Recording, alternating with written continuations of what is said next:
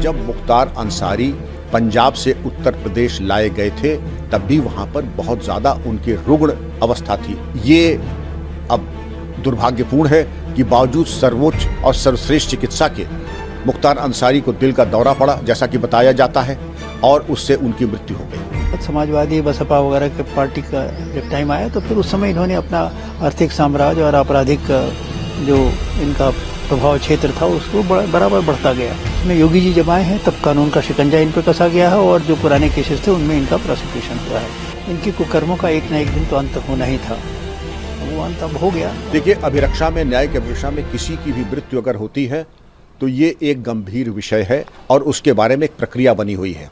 प्रक्रिया ये है कि उसके बारे में मैजिस्ट्रियल जांच होगी, विधिवत इंक्वायरी होगी और उसके बारे में आख्या न्यायालय को भी प्रस्तुत की जाएगी।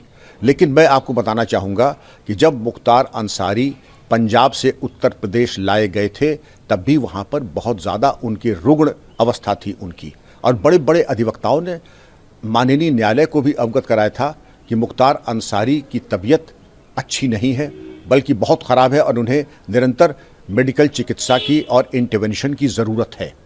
उत्तर प्रदेश लाए गए, अच्छे से अच्छी चिकित्सा दी गई और यहाँ जो चिकित्सा टीम थी, बताए जाते हैं उसमें 9 डॉक्टर्स थे, निरंतर उनका मेडिकल ऑब्जर्वेशन में रहते थे, अच्छी से अच्छी चिकित्सा व्यवस्था दी गई।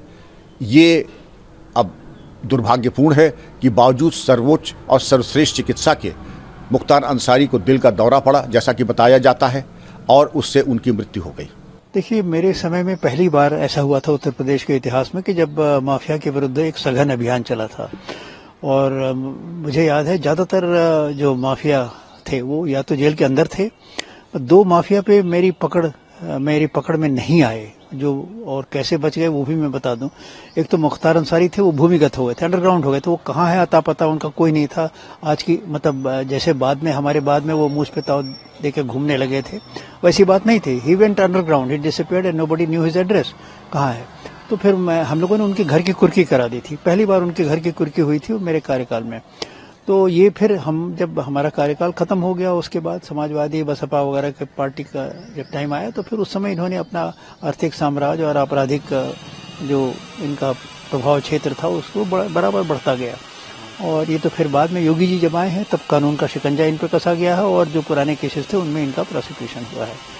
तो ये तो करीब 3 दशकों से मतलब चले आ रहे थे और इनकी कुकर्मों का एक न एक दिन तो अंत होना ही था, वो अंत अब हो गया। और ये दूसरे अपराधियों के लिए सबक होना चाहिए कि भाई आपका हर आदमी का आपकी एक लाइफ टाइम है, एक स्पैन है, इतने दिन आप चलेंगे, उसके बाद तो आपको खत्म होना ही है और आपका भंडाफोड़ भी होना है।